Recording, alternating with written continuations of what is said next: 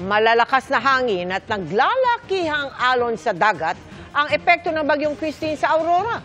Tigil muna sa pagpapalaot ng mga mangingisda at bawal na rin ang ilang tourism activities sa probinsya. Mula sa Baler, nakatutok live si Katrina Son. Katrina?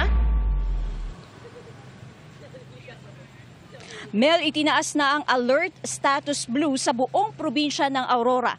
Ibig sabihin nito ay 24 oras ng bukas ang kanilang Emergency Operations Center. Nagtulong-tulong ang mga mangingisdang ito sa pagtutulak ng kanilang mga bangka papunta sa laot.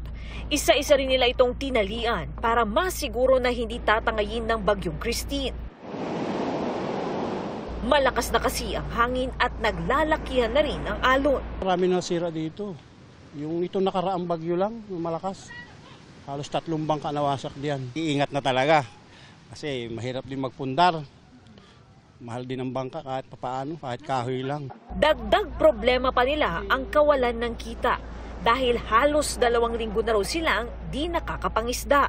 Meron naman po rin magtapang-tapangan sa laot. Kahit po ganito na matagalan lakas, magsakripisyo na lang po muna. Kaysa naman buhay ang isakripisyo. Pansamantalang tigil din ang kabuhayan ng mga surfing coach sa Baler.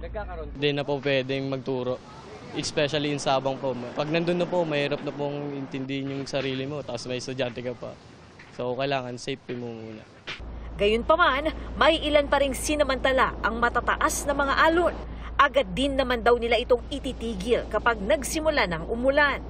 Ito nga yung Cemento Beach. Sa parteng ito raw dito sa Baler, Aurora, karaniwan ay wala talaga nga alon. Ngunit sa mga oras na ito, naglalakihan yung mga alon at may mangilan-ngilan na nagsusurf. Indikasyon daw yan ng bagyong si Christine.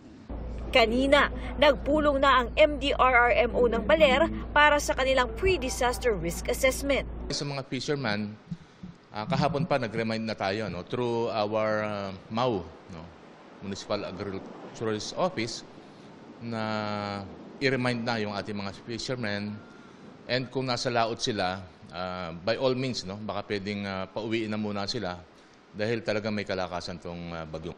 Nakahanda na rin daw ang evacuation sites at rescue equipments. Simula ngayong araw, ipinagbabawal na rin ang mga tourism activities dito sa Aurora. Patuloy din ang ginagawang pagbabantay sa mga coastal municipalities. Naka-blue alert na kami ngayon. Sa 8 bayan, isa lang po ang walang coastline, yung Maria Aurora. Pero the rest po ay talagang napapaikutan po ng coastline.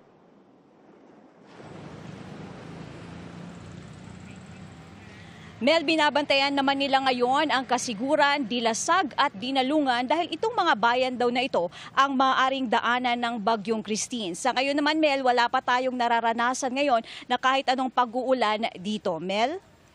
Katrina, paano ipatutupad ng lokal na pamahalaan yung sinasabi nilang ipinagbabawal na mga tourism activities dyan sa Aurora ngayong may bagyo? May mga tinalaga bang mga tauhan na magbabantay, mga ganon? At mayroon bang parusa? Katrina? Mel, kanina nag-ikot na yung LGU dito nga sa Baler at nagbandilyo. Umikot sila sa ilang mga residente, gayon din kinausap nila ang ilang mga turista na nandito at sinabihan na ipinagbabawal sa ngayon ang anumang tourism activities. May mga nakatalaga rin na mga tinatawag nilang tourism police na siyang magbabantay para walang sumuway dito. Sa ngayon, wala na mga penalty na ibinibigay. Bagkus, pinapaalalahanan lang nila lahat na bawal at kailangan itong sundin. Mel? Maraming salamat sa iyo, Katrina Son.